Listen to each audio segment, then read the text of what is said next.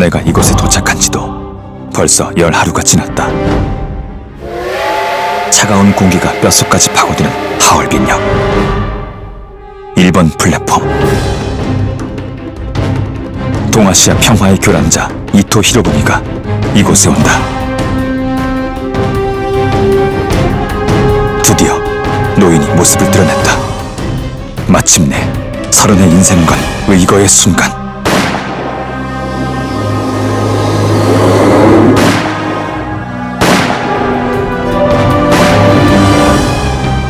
고래야 우라!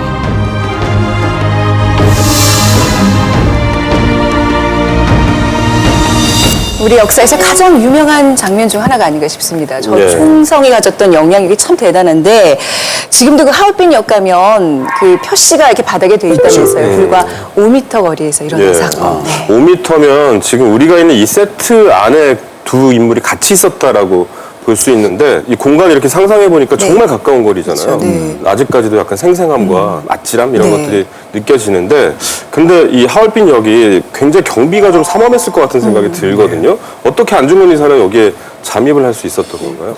당시 영토 자체는 청나라 땅이지만 그 당시 러시아 쪽에서 실질적으로 이 관할을 하고 있었습니다. 그래서 당시 이토 히로부미를 맞이하는 행사도 러시아 쪽에서 준비를 했고, 네. 그래서 이 러시아 쪽에서도 무슨 예감이 있었던지 그 동양인에 대한 좀 이 검문 검색을 좀 강화해야 된다라고 이렇게 제안을 했는데 오히려 일본 쪽에서는 일본인이 출입이 자유로워야 한다라고 이렇게 나오면서 상대적으로 이제 검문을 소홀히 했고 이것이 결국 행운이었죠. 그래서 안중근 의사는 그 별다른 정말 그 검문 없이 이렇게 그 현장에 들어갈 수가 있었습니다. 기회였군요. 저기 보면 타이밍과 실력이 절묘하게 맞아떨어지는 경우예요. 아시다시피 권총이랑 총신이 짧아가지고 아까 5m 거리 뭐 말씀하셨지만 그렇게 적중이 높지가 않아요. 맞추기가 쉽지 않았는데 그것도 움직이는 동체를 그쵸. 그 삼엄한 분위기에서 그 성공했다고 하는 것은 보통 담대한 정신 가지고는 불가능한 겁니다. 근데 일본 입장에서 보면 정말 당시에 나라를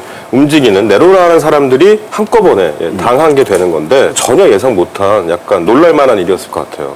어떻게 보면 지나친 자신감이라고 할까요? 그런 게 있었던 것 같습니다. 노일 전쟁 끝나고 일본이 가지고 있었던 국력이 굉장히 팽창하고 뭐 이런 상황이었고요. 그리고 또 조선 경우, 그러니까 대한제국 같은 경우에는 이미 반식민지 상태에 들어가 있다고 봤기 때문에 과연 이 사람들이 해치거나 할 수 있을까? 그래서 실제로 그 사건이 난 이후에 일본 쪽에서는 혹시 조선인이 아니고 러시아나 혹은 다른 서양 국가에서 사주하거나 뒤에 배경이 됐던 건 아닌가 의심했을 정도입니다. 조선에 그럴 만한 인물이 없을 것이다라고 약간 낮게 본 걸 수도 있겠네요. 예, 그렇죠. 예. 또 가장 그 인상적인 장면은 그 탄환이 7발이 장전이 돼 있었잖아요. 근데 딱 6발을 쏘고 총을 바로 이렇게 반납을 하는 거죠. 돌려주는 거죠. 그 당시에 워낙 경황이 없고 혼란한 상황이어가지고 러시아 그 호위 병력들도 우왕좌왕했고 충분히 탈출할 수도 있었던 그런 상황이었음에도 불구하고 안중근 의사는 부당한 그런 상황을 만천하에 알리겠다라는 그런 또 생각이 있었기 때문에 스스로 이 체포의 길을 선택을 했습니다. 목적은 그 사살 자체가 아니라 그 후에 있었나 봐요. 그렇죠. 아주 기본적인 질문이긴 한데요. 뭐 당연하게도 생각해 왔겠지만 왜 이토 히로부미를 저격 대상으로 삼았던 걸까요? 결국은 이때 1905년 을사늑약 네. 저 자료에서 나타나는데요. 네. 친일파들을 압박 또는 협박을 해가지고 결국 저 을사늑약을 성사시킨 네. 대표적인 장본인이 이토 히로부미고 결국 안중근 의사 입장에서는 바로 저 을사늑약을 성사시킨 제국주의 원흉이 이토다. 저 이토 히로부미를 사살해야 된다. 이렇게 판단을 하신 거죠. 또 다른 사진 좀 볼게요. 네. 아이고, 또 히로부미인가요? 예, 가운데 있는 근데 사람. 한복을 입고 있네요, 한복 세상에. 입은 거예요, 진짜? 예, 네. 요즘식으로 생각한다면 일종의 언론 플레이 내지는 이미지 메이킹 뭐 이런데 굉장히 능했던 사람입니다. 그러니까 한국 통감으로 오고 그 이후에 대외적으로는 내가 이렇게 한국을 사랑한다. 네. 한국인을 이해하고 나만큼 한국에 대해서 아껴주는 사람은 없다.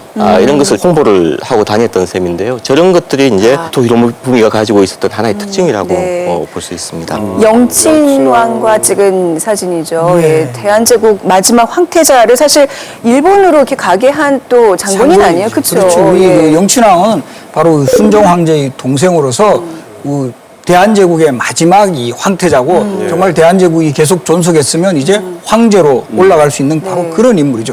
바로 그런 인물을 일본으로 데려가고 그 사진 자료에도 보면 막 무슨 손잡고 예. 뭐 이제 그 너희 나라의 운명은 나에게 달려있다. 뭐 이런 정말 그것을 과시하는 듯한 그런 모습이죠. 네. 당시 동아시아 평화에 가장 악영향을 끼치는 게 이토다 이렇게 지목을 했던 건데 예. 근데 하얼빈에 이토는 어떤 특정한 그래도 목적이 있어서 뭔가 오지 않았을까요? 뭐 그냥 오진 않았을 테고. 예, 이 당시에 그 일본하고 러시아는 만주 그리고 한반도를 놓고 일종의 경쟁 관계를 유지를 하고 있었습니다. 그래서 그 과정에서 일단은 협상을 해야 되는데 그 협상을 할 수 있는 가장 실력자로서 이토가 간 것으로 이렇게 이해를 할 수가 있습니다. 네. 이쯤에서 반드시 근데 좀 짚고 넘어갔으면 싶은 그 부분이 있는데 당시 그 일본에서는 이토 히로부미가 평화주의자였고 온건파로서 조선의 병탄에 반대하고 있는 입장이었다 이렇게 주장하고 있단 말이에요. 그래서 이토 히로부미가 안중근 의사의 거사를 통해서 사망에 이르게 됨으로 해서 네. 결국은 조선을 식민지화시키고 결국 제국주의까지 시작하게 됐다.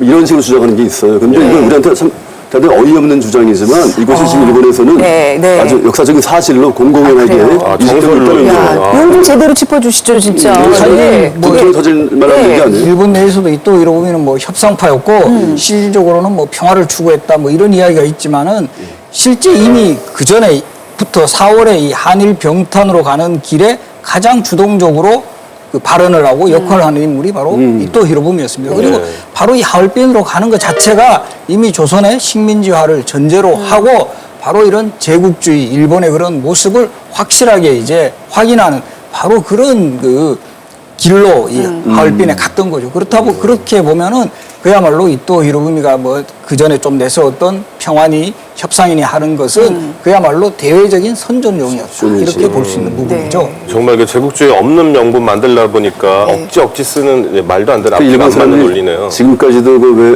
그 아전인 습격, 역사왜곡 이런 망언들을 일삼고 있잖아요. 이때부터 시작된 거예요. 근데 정말 궁금한 건 이게 사실 굉장히 엄청난 일인데 안중근 의사 혼자서 다 하시진 못했을 것 같고 뭔가 함께했던 조직적인 어떤 지지 지원 이런 것들이 있지 않았을까 싶거든요. 조직적이라고 하기는 좀 어려울 것 같고요. 네. 기본적으로 정보를 모으고 또 그 사이에 아주 구체적인 계획을 세워서 실행하고 네. 이런 것들은 기본적으로 안중근 의사 독단적으로 진행을 한 것으로 볼 수 네. 있고요. 물론 하얼빈에 마지막에 같이 갔었던 분들 경우에는 이제 좀 다르겠죠. 그러니까 거사 작업은 일단은 또 제대로 준비가 되지 않았던 것 같아요. 그래서 이 하얼빈으로 가서도 이제 자금 같은 것을 이제 빌리러 다니기도 했고 또 이제 제대로 된 그 통역도 없으니까 마침 그 유동화라는 사람은 지인의 아들이었기 때문에 그 사람이 그래도 기꺼이 도와주러 나섰고 또 하얼빈에서는 또 조도선이라는 사람이 또 도와주고 그래서 그 안중근 의사를 이렇게 그 지원해주는 이런 또 조력자들이 있었기 때문에 네. 이 거사가 성공으로 갈 수 있는 또 중요한 그 요소였다 이렇게 볼 수가 있습니다. 네. 그 거사를 준비했던 그 이동 경로를 조금 우리가 구체적으로 살펴봐야 될 것 같은데 어떻게 진행이 됐나요? 뭐 지도를 보시면 나옵니다만은 연해주 블라디보스토크에서부터 출발을 하게 됩니다.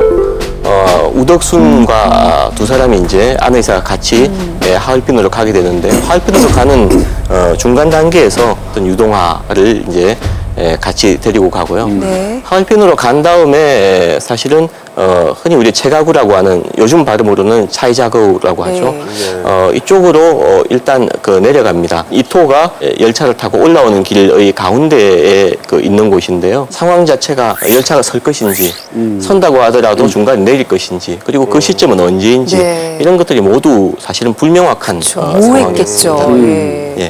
그건 정말 천운도 따랐는데 진짜 이건 촉이 좋았다 이렇게 보는 게 더 정확하겠네요. 그래서 이제 혼자 하얼빈으로 돌아오고 그 역에서 사실은 경비가 삼엄하다고 생각을 해서 제일 피해야 되는 그런 곳인데요. 그곳에서 안중근 의사가 네. 이토를 맞닥뜨리게 되는 것입니다. 네. 그러니까 우리가 뭐 이런 흔히 역사에서 이야기할 때 천시, 지리, 인화 이 어떻게 보면 성공의 3대 요인을 들거든요. 정말 하늘이 도하고 또 지역 바로 이 하얼빈이라는 공간을 제대로 선택을 했고 인화 이 사람의 어떤 마음 정말 그 의지 이것이 다 적절하게 조화가 되었던 네. 바로 그것이 성공이 길이 된 것 같아요. 예. 그 안중근 의사의 의거가 있던 그날에 대해서 얘기 나누고 있는데 굉장히 중요한 사건이고 중요한 인물임에도 불구하고 청소년들이 의외로 안중근 의사에 대해서 잘 모르는 경우가 있다고 합니다. 우리 소셜 빅데이터 분석을 통해서 좀 이 문제를 짚어보려고 하는데요. 송기령 부사장님 연결하겠습니다. 네, 소셜 빅데이터 분석을 통해서 바라본 안중근에 대해서 알아보도록 하겠습니다. 먼저 독립운동 하면 떠오르는 인물의 순위 중에서 안중근은 현재 3위를 차지하고 있습니다. 김구, 이승만에 이어서 안중근이 3위를 차지하고 있고요. 그 이후에 윤봉길, 유관순 같은 분들의 명단이 보이는군요. 그렇다면 위인의 순위를 한번 알아보고 싶어요. 위인 순위 중에서 안중근은 몇 위일까요? 류근 씨, 몇 위 정도 예상하세요? 독립운동의 그 세 번째 상징인데 뭐 당연히 순위가 높겠죠. 그렇죠. 한국 위인뿐만 아니라 세계의 위인들을 모두 통틀어서 했을 때 몇 위일까요? 아 그래요? 그러면 만만치는 않겠지만 저는 뭐 개인적으로 좀 앞서기를 바라는데 네. 예. 한 12위에서 한 13위 여기쯤 갔으면 좋겠습니다. 그 최소한. 놀랍게도 거뜬히 10위 안에 들어서 7위의 자리를 차지하였습니다. 안중근 의사가 노벨이나 나폴레옹보다 높은 순위로 우리에게는 위인이라는 이미지를 갖고 있습니다. 이번에는 이혜영 감독에게 물어보겠습니다. 어릴 적 안중근 의사와 안창호 선생을 헛갈린 적 없었나요? 솔직히. 아 근데 진짜 제가 무식하다 그래도 정말 그 정도로 무식한 걸 다들 알고 계셨나요? 핵심을 찌른 질문. 예, 근데 제가 그 정도는 아니에요. 전 두 분 그 본관이 수능으로 갔다는 것까지 알고 있습니다. 이 정도는 기본적인 상식이죠. 하지만 안타깝게도 많은 분들이 안중근 의사와 독립운동가의 다른 분들을 헛갈리고 있습니다. 누굴까요? 바로 윤봉길 의사입니다. 내용을 보시면 윤봉길 의사는 왜 이토 히로부미에게 수류탄을 던졌나요? 혹은 진짜 윤봉길이 이토 히로부미에게 물통 폭탄을 던졌나요? 와 같이 사건과 장소, 대상에 대한 부분들을 많이 헷갈려하고 있습니다. 이상 소셜 빅데이터를 통해서 바라본 안중근이었습니다. 어떤 학생들은 안중근 의사가 도시락 폭탄을 들고 또 히로부미를 그 사살한 것으로 그렇게 이제 기억하는 경우도 좀 있고요. 저도 인터넷에서 봤어요. 네. 심지어는 김범백구라는 분을 아세요? 요즘 초등학생들이 백범 김구 선생을 김범백구라고 아이고, 하시면 안 아이고, 되네요. 진짜 글쎄요. 이런 식이에요. 그래서 우리가 좀 역사는 경우에 따라서는 필요한 부분은 암기도 해야 돼요. 왜 안중근 의사가 이렇게 하얼빈에서 이토 히로부미를 사살을 할 수밖에 없었는가. 이런 시대적 상황을 알면서도 안중근이라는 이름, 이토 히로부미, 하얼빈이라는 이런 정말 그 핵심적인 주제어들은 꼭 기억하는 게 정말 우리 어떤 그 뭐 역사를 좀 예. 의식을 그쵸. 지니는 그런 길이라고 네. 생각합니다. 알겠습니다. 일단 네. 저도 열심히 공부하겠습니다. 네. 특히 오늘 이제 안중근 의사에 대해서 마음속 깊이 새기는 좀 계기가 됐으면 좋겠습니다. 자, 이게 의거 직후 어떤 사건들이 일어났는지 정리해봤습니다. 의거 직후 나는 대한제국 군인의 신분을 밝히고 국제법에 따른 재판을 요구했다. 하지만 일제는 결국 일본 관할 재판정에 나를 세웠다. 그들은 철저하게 조작된 재판을 진행했다. 支援によって伊藤博文を射殺したといえば死刑は免除とする。 죽는 것은 두렵지 않소. 그러나 이번 거사는 동양의 평화를 위한 일이었음을 꼭 알아주길 바라오. 나는 이토를 죽인 15가지 이유를 소상히 밝혔다. 첫 번째, 명성황후를 시해한 죄. 두 번째, 대한제국 황제를 강제 폐위한 죄. 세 번째, 을사오조약과 정미칠조약을 강제 체결한 죄. 네 번째, 독립 그리고 평화에 대한 염원. 이 재판장은 세계에 대한제국을 알릴 나에게 주어진 마지막 기회다. 안중근 의사의 의거는 전 세계로 타전된 아주 큰 뉴스였습니다. 당시 좀 관련 외신들을 좀 소개해드리면요. 먼저 그 재판 과정에서 당당한 모습을 보였던 안중근 의사에 대해서 다룬 더 그래픽 영국 신문이죠. 예, 여기 제목이요. 재판의 진정한 승리자는 안중근이다라는 제목으로 이렇게 좀 내용을 다루고 있고요. 또 미국 시카고 이브닝 포스트에서는요. 이토 히로부미의 죽음이 사람들을 압제하는 악한 수단을 행하는 자의 경계가 되기를 바란다라고 보도했습니다. 또 베이징 정종 애국보는요. 한국에 인재 없다 말하지 말라라는 기사를 실었습니다. 그 한 조사에 따르면요. 10월 26일 당일부터 그 11월 4일까지 열흘간 전 세계에 타전된 전보가 무려 9만여 건이었다고 합니다. 9만여 건. 그러니까 대단한 예, 이 사건이었군요. 의거의 영향력이 그만큼 대단했다는 얘기죠. 예. 1907년에 있었던 헤이그 밀사 사건하고도 비교가 되는 그런 사건인데 사실 그 헤이그 그 특사 사건은 그 목적을 이루지 못한 채 아쉽게 그 실패로 끝났지만 예. 바로 이 안중근 의사의 이 의거는 전 세계적으로 이 정말 알려지면서 정말 이 우리 나라에도 정말 그 인물이 있구나라는 것을 세계에 알리는 계기가 됐죠. 사실 의거 직후의 경우에는 아무래도 이토 히로부미 자체에 대해서 관심을 많이 가졌던 게 사실입니다. 왜냐하면 워낙 그 국제 정치 상황에서 굉장히 비중이 있는 인물이었고 네. 이 인물이 없어짐으로 해서 어떻게 될 것인가 아무래도 그런 데 대한 관심을 가졌기 때문에 제일 처음에는 별로 없었던 것으로 이렇게 보입니다만은 점차 안중근이라는 인물이 부각이 되고 이 인물은 왜 이토를 그 어려운 상황 속에서 쏘았는가에 대해서 관심을 갖게 되는 거죠. 그게 이제 한국에도 인물이 있다 하는 것을 널리 이제 보여준 그런 사건이었다고 합니다. 내천야록이라는 이 황현의 기록에도 보더라도 이 소식이 하루도 안 돼 가지고 동서양에 쫙 그 소식이 알려졌고 당시 서울에 있었던 사람들도 뭐 그 당시 드러내놓고는 안중근 의사를 뭐 칭송하는 이런 분위기는 아니었지만 그래도 다 이제 335 이제 술자리를 하면서 정말 안중근 의사의 이 쾌거를 경화하는 이런 움직임이 있었다고 합니다. 그 마음의 서력을 진짜 이 2천만 그렇지. 동포들이 이게 예. 쿡쿡 참아가면서 정말 그 기쁨을 나눌 수 있었다는 게 정말 감동적이었을 것 같아요. 네.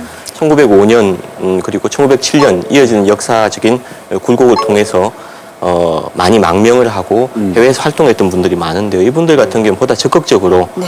모금 운동 내지는 구명 운동 같은 것을 전개를 했습니다. 제가 당시에 네. 우리 그 한국 사람들이 가슴에 부적처럼 품고 다녔다는 중요한 물품을 또 하나 가지고 왔어요. 아, 그래요?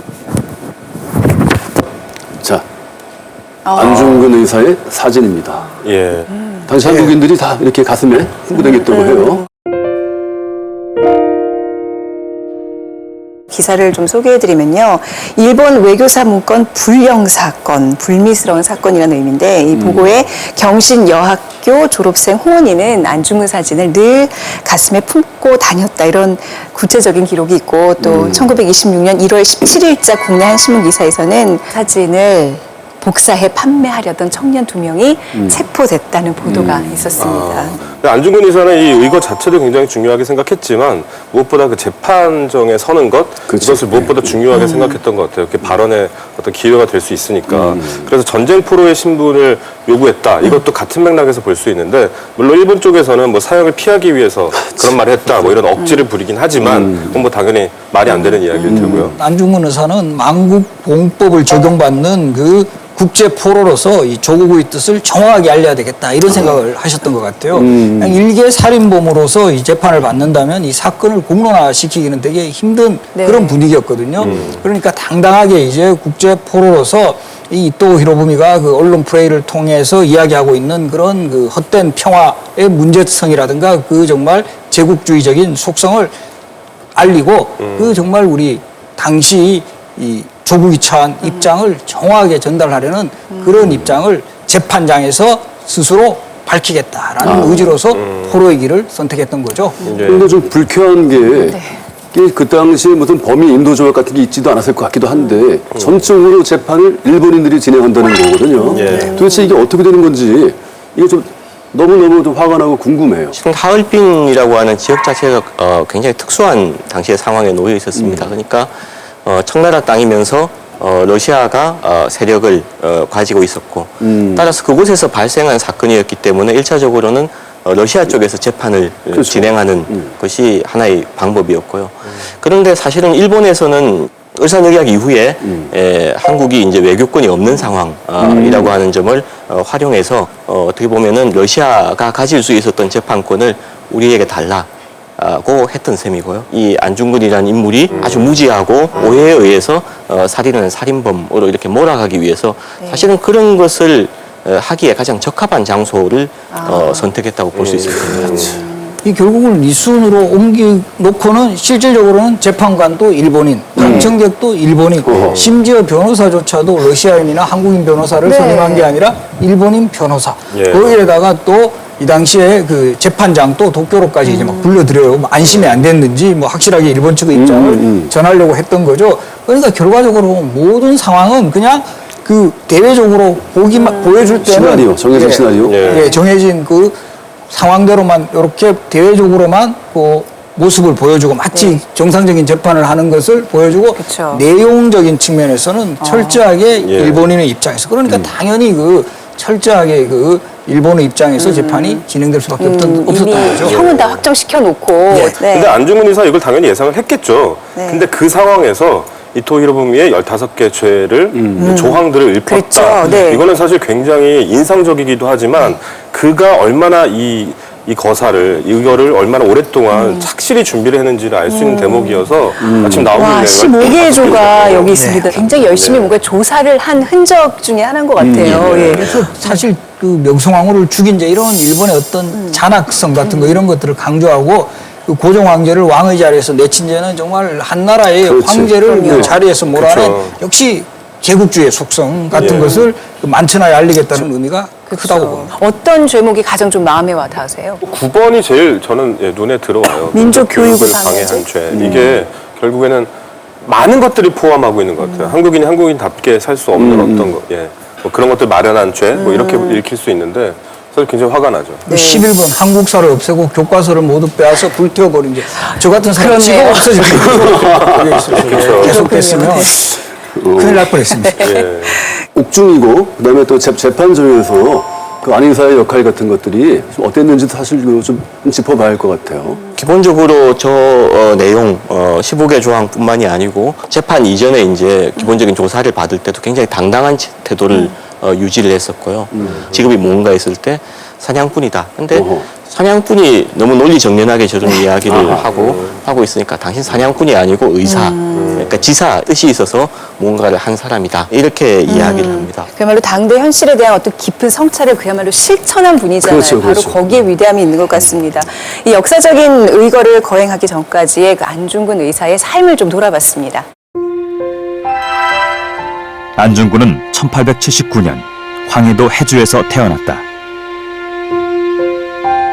아버지의 뜻에 따라 가족들과 함께 천주교에 입교. 19살 빌렘 신부에게 도마라는 세례명을 받는다. 그리고 나라를 위해 교육 사업에 헌신한다.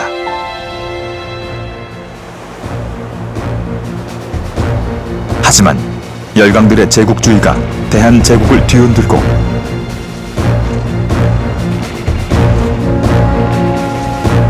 일제의 간섭과 만행은 날로 심각해졌다.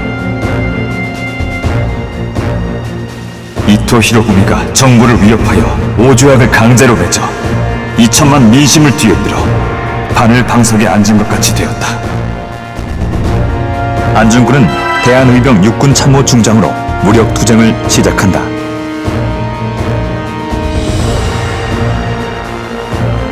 30살 동지들과 맺은 굳은 결의.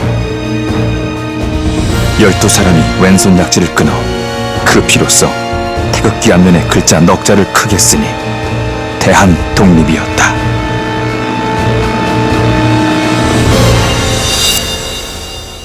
가장 안중근 의사 하면 가슴 뭉클해지는 바로 그 장면이 저건 것 같아요. 예, 손가락을 끊을 정도로 뭔가 의지를 결연히 했다는 거.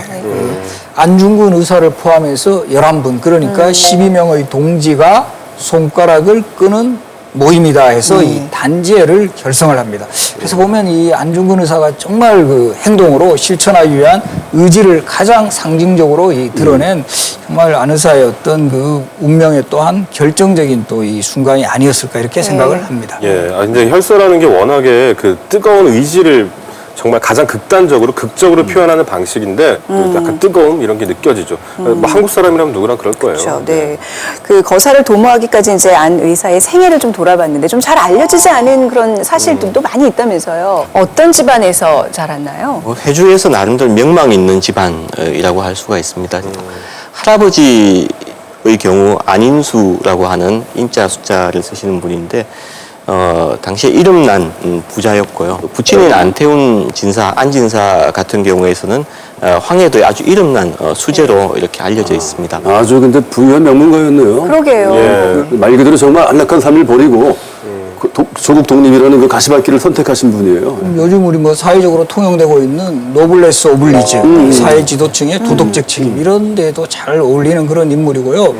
또 이 안중근 의사가 할아버지 안인수라는 분이 이제 문과 출신이고 또 그 뿌리를 거슬러 올라가면 증조부인 안종록이라는 분부터 상당히 문과급제자가 많아요. 또 이 안중근 의사는 그 할아버지 손에서 많이 자라났습니다. 네. 그러니까 이 문과에 급제하고 무인 집안의 피가 통하는 네. 그런 분위기 때문인지 어릴 때도 상당히 이제 좀 무예에 능했다라는 이런 기록이 있습니다. 안중근 의사는 또 천주교 신자로 알려져 있는데 어떻게 그 입교하게 된 거예요? 예, 그 아버지인 안태훈 진사 같은 경우에 사실은 개화운동에 관여를 하게 됩니다. 그 과정에서 이제 위기에 봉착을 하게 되죠. 그런 위기 속에서 이제 천주교를 처음 그 아버지인 안태훈 진사가 천주교를 받아들이게 되고요.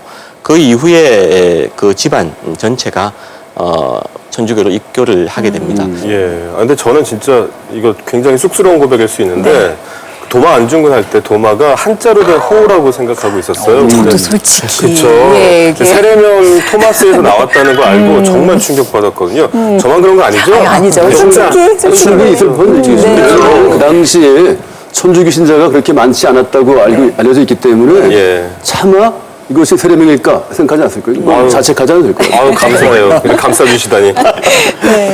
이 천주교는 그래서 안중근 의사한테 뭐 어떻게 실질적으로 작용을 했을까요? 안에서의 대표적인 사상이라고 할 수 있는 평화주의 그 바탕이 되었다고 이야기를 하기도 합니다. 또 하나 생각해 볼 수 있는 것은 안중근 의사의 성장에 가장 크게 기여했던 인물 가운데 한 사람인 이 빌렘 신부로부터는 굉장히 많은 것을 배웁니다. 외국뿐만이 아니고 국제 정세에 대해서도 배워서요. 실제로 이 현재 러시아와 일본 사이에 전쟁이 일어난다면 이것이 과연 대한제국에 어떤 의미가 있겠느냐 뭐 이런 데 대한 것까지 이야기를 듣고요. 1905년도에 그 상하이를 찾아갔다. 그때 이제 만나게 되는 인물 가운데 한 사람이 르각 신부라고 하는 분입니다. 르각 신부가 대한제국의 사람들이 해야 될 일은 해외로 나가는 것이 아니라 국내에서 무엇을 해야 한다고 이야기를 하게 됩니다.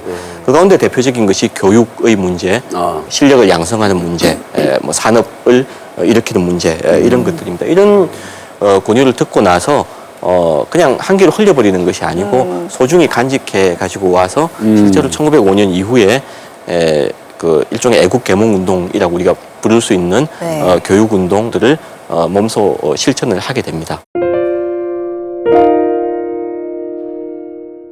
이게 속설일 것 같은데 안 의사가 사용한 총알을 보면 여기 끝에 그 십자 무늬가 있어요. 그게 십자가다라는 주장이 있는데 이게 사실인가요? 재판 과정에서도 그 일본 쪽에서 계속 거기에 대해서 질문을 합니다. 왜 그렇겠냐 질문을 합니다만은 사실은 이것은 당시에 보수들 내지는 일반적으로 많이 활용을 하고 있었던 그 방식의 총탄이었다. 이렇게 보는 것이 아마 타당할 것 같습니다. 종교는 무관하다. 당시에 관습적으로 이렇게 십자가 모양의 탄을 많이 썼다고 하더라도 안중근 의사한테는 중의적인 어떤 느낌이 분명히 있었을 것 같아요. 그러니까 방아쇠를 당길 수밖에 없는 평화주의자.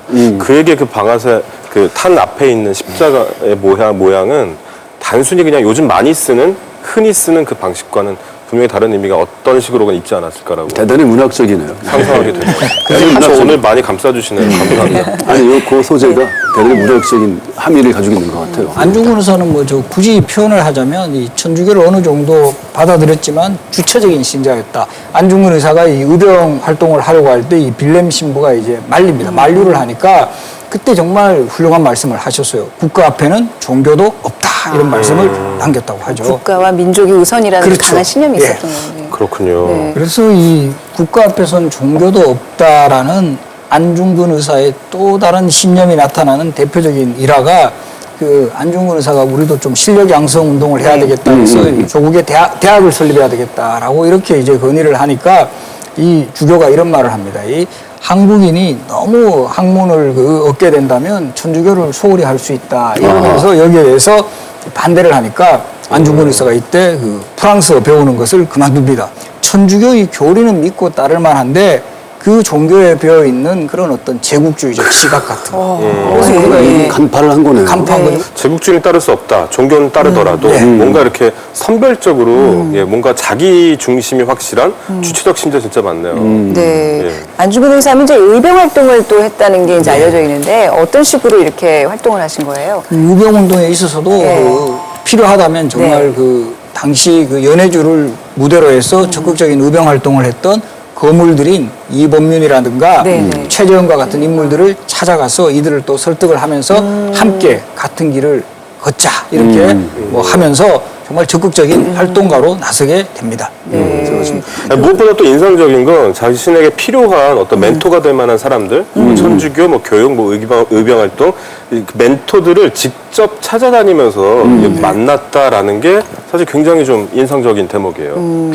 그 의병부대에서 뭐 좀 중요한 역할을 했나요? 안중근 의사가요? 안중근 의사 사실 네. 러시아로부터 이제 진격하는 의병 부대에서 아주 중요한 역할을 하는데요. 네. 그 스스로는 참모 중장이라고 하고 또 기록에는 우영장을 맡아가지고 약 300명의 의병이었지만 규모는 작았지만 사실 그 일본군을 상대로 한 적지 않은 전과를 올렸다고 합니다. 그런데 이때 상당히 좀 그 뭐 이런 주목할 만한 일이 발생하는데 네. 당시 포로로 잡았던 일본군을 이제 좀 석방을 하는 좀 어떤 그런 그거 쉽지 않은 얘기인데요. 예. 그 당시 포로 석방한다는 게 그런 관념을 가진다는 게 쉽지 않은 얘기 같은데 네. 도대체 왜 그랬을까요? 사실 이 일화, 그러니까 붙잡은 포로를 석방해 준다고 하는 것은 오늘날 입장에서 봐도 잘 이해가 안 가는 왜 그랬을까 한번 생각을 해보게 되는 그런 일인데요. 그렇지만은 다시 한번 생각을 해보면 바로 이 부분이 안 의사가 가지고 있는 어떤 핵심적인 사유가 아닐까, 혹은 남들보다 좀 더 멀리 본 그런 생각이 아닐까 이렇게 볼 수가 있습니다. 사실은 당시 의병들 내부에서의 반발이 굉장히 심했고, 그랬겠죠. 예. 네. 그랬겠죠. 어떻게 그래준다면은 우리는 그 당신하고 같이 의병 활동을 할 수 없다. 이렇게까지 이제 이야기를 합니다. 그렇지만은 안 의사 입장에서는 의병 전쟁을 하는 것은 도대체 뭐 때문인가? 그러니까 쉽게 생각하면은 일본인 몇 천만이 되는데 일본과 싸운다고 했을 때 일본인 하나하나를 너희들이 다 죽일 수가 있느냐? 또 그렇게 죽이는 것이 바람직한가? 내 행동으로 인해서 감화를 받아서 네. 제대로 된 일본을 만들 수 있는 사람이 그 가운데 나온다면은 이게 얼마나 좋겠느냐? 또 한편으로는 안 의사가 늘 이야기했던 만국공법, 우리도 포로를 만국공법에 따라서 처리한다고 하는 것을 똑똑히 보여줘야 되겠다. 이런 생각이었을 겁니다. 정말 전시 같은 이런 급박한 네. 상황에서는 뭐 신념이고 원칙이고 무너지기 십상이고 범인들은 다 무너뜨리기 마련인데 네. 끝까지 관철시켜둔 걸 보니까 정말 약간 하시다, 그쵸. 존경스럽다 이런 생각 드네요. 네. 被告安重婚を死刑に処する 나는 죽음이 두렵지 않았으나 시간이 필요했다. 사형을 늦춰주시오. 옥중에서 31살 짧은 생을 기록한 자서전 안흥칠 역사 탈고. 이제 마지막으로 모두와 나누고 싶은 이야기가 있다. 동양 평화론, 한중일 삼국을 포함한 아시아의 공존과 발전, 그리고 평화를 위하는 길. 그러나 사형은 서둘러 집행을 했다. 동양 평화로는 결국 미완성으로 남았다.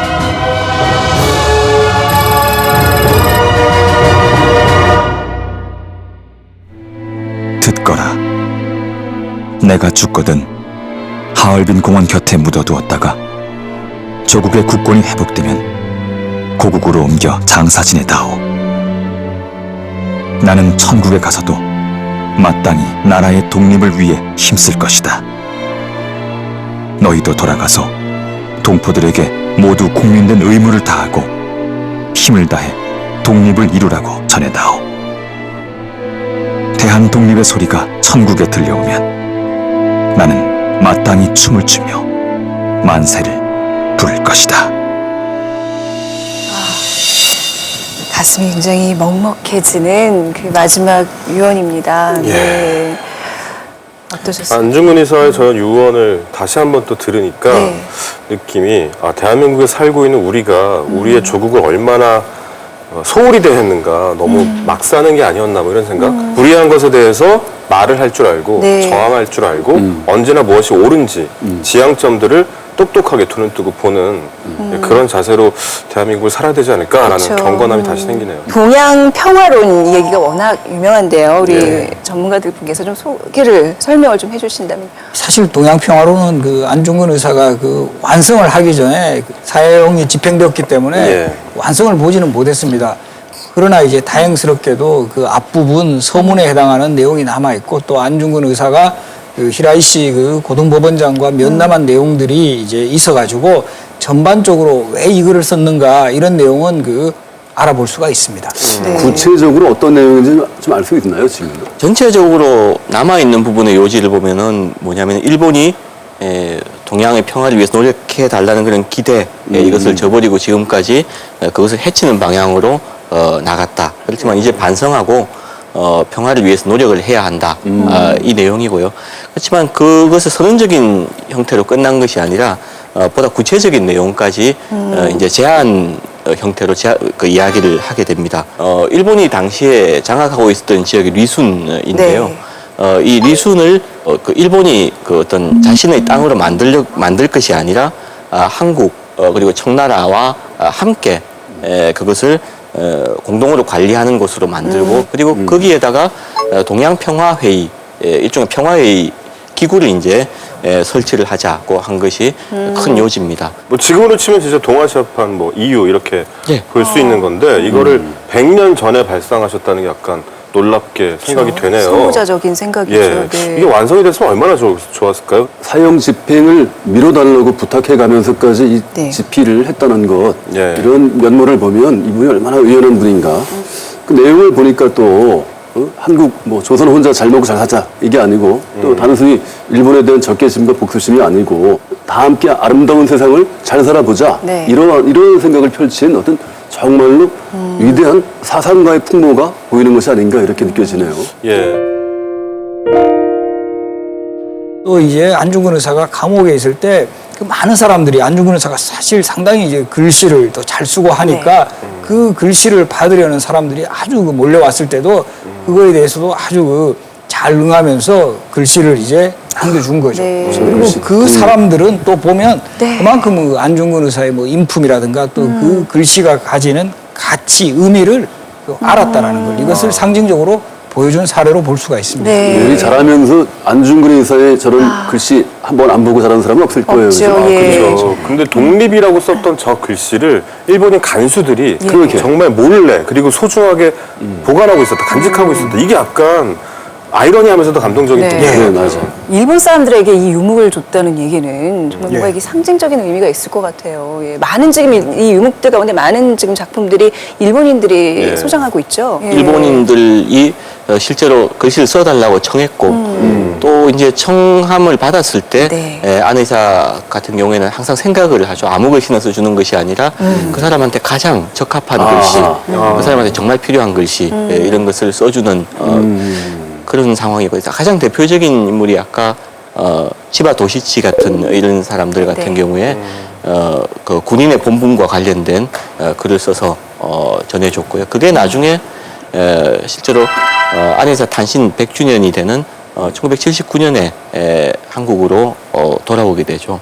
이 유목들 중에 한 작품이 KBS 진품 명품에 나온 적이 있어요. 아, 예, 정말요? 그래서 이제 거기서 이렇게 네. 가치를 매기잖아요. 그 이제 가격으로 얼마 나오는지 혹시 아세요? 안중근 의사의 유목의 가치라. 네, 대략 어느 정도 될 것 같아요? 글쎄요. 일단 뭐 높겠죠. 비싸겠죠. 글쎄요, 거의 국보나 보물급에 해당되는 것들이니까 글쎄요. 이 안중근 의사의 경천 두 글자 유목에 대한 최종 감정가는 어떻게 나왔을까요? 최종 감정가 공개합니다. 가치는 아까 얘기했던 1,000억이나 100억이나 돈으로 환산할 수 있는 건 아닙니다. 결과를 말씀드리면요, 놀랍게도 가치를 매길 수 수 없다. 굉장히 이 부분에서 숙연해지지 않나요? 당연한 비결이네요. 네. 저기 값을 매긴다는 것 자체가 참 불경해요. 예. 안중근 의사의 또 감동적인 면들 중에 하나가 이제 부인과 아들 둘을 이렇게 안고 있는 그 사진을 보면서 마지막까지 그거를 간직하고 있었다면서요. 그러니까 얼마나 그 가족이 보고 싶었을까 그 생각하면 정말 그 옥중에서 네. 가족들하고 주고받았던 편지도 보면 참 네. 너무 감동적이잖아요. 가슴 아프고. 예. 근데 특히 또 그 어머니 한테 받았다는 그 편지 있잖아요. 예. 그거 읽고 정말 어떤 날 엉엉 운 적도 있어요. 그 어머니가 보낸 편지 내용 한번 들어볼까요? 네가 만약 늙은 어미보다 먼저 죽은 것을 불효라 생각한다면 이 어미는 웃음거리가 될 것이다. 너의 죽음은 너 한 사람 것이 아니라 조선인 전체의 공분을 짊어지고 있는 것이다. 네가 항소를 한다면 그것은 일제의 목숨을 구걸하는 짓이다. 네가 나라를 위해 이에 이른즉 땀만 먹지 말고 죽으라.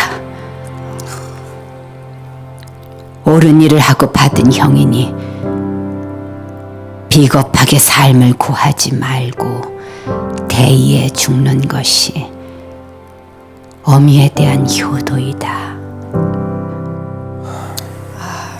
정말 그 세상에 어떤 어머니가 자식을 앞세우고 싶었겠습니까?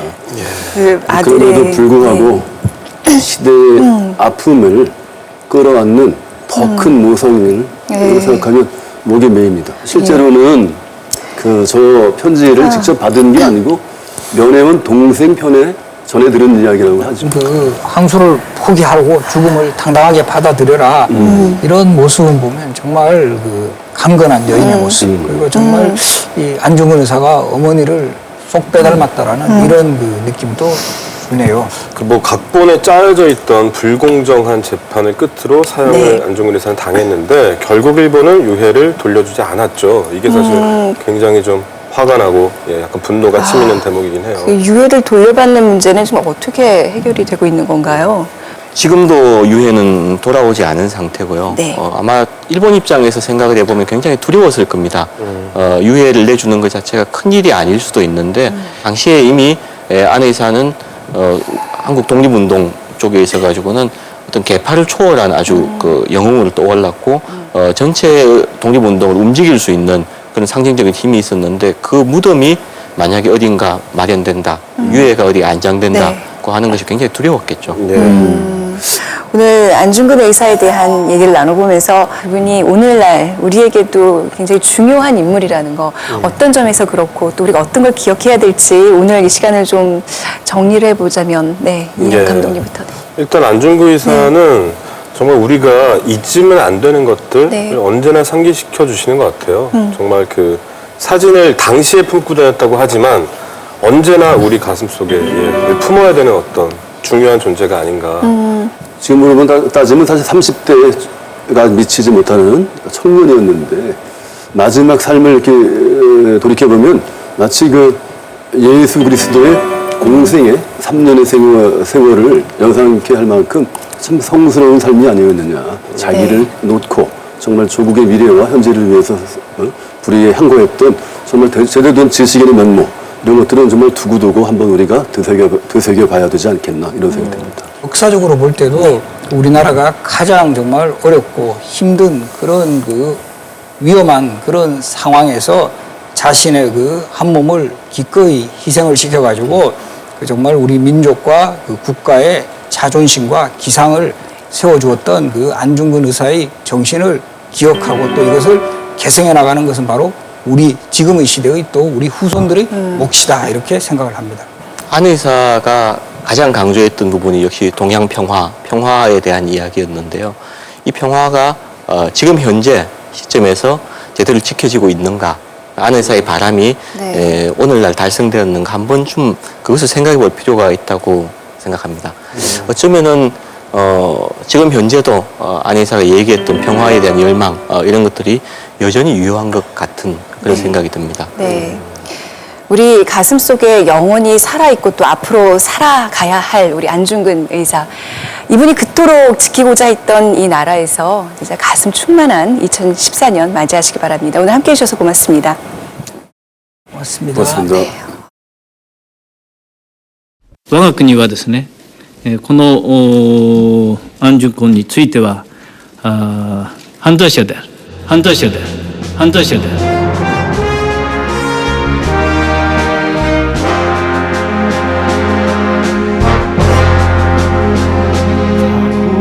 태양 광활한 대지 우린 어디에 있나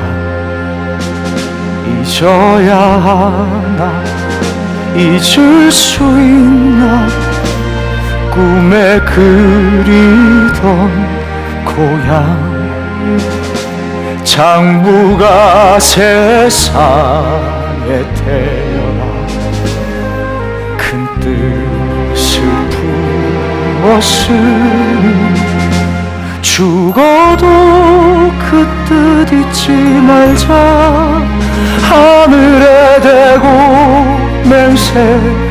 맹세해본다 어머니 어머니 서글피 우시던 모습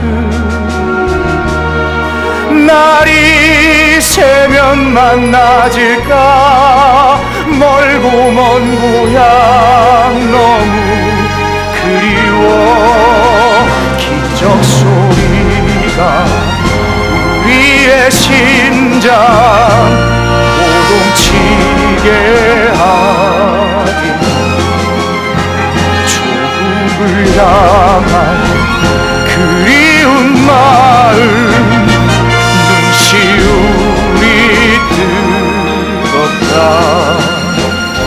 장부가 세상에 태어나 큰 뜻을 품었으니 죽어도 그 뜻 잊지 말자 하늘에 대고 맹세해본다 하늘이시여 도와주소서 우리 뜻 이루도록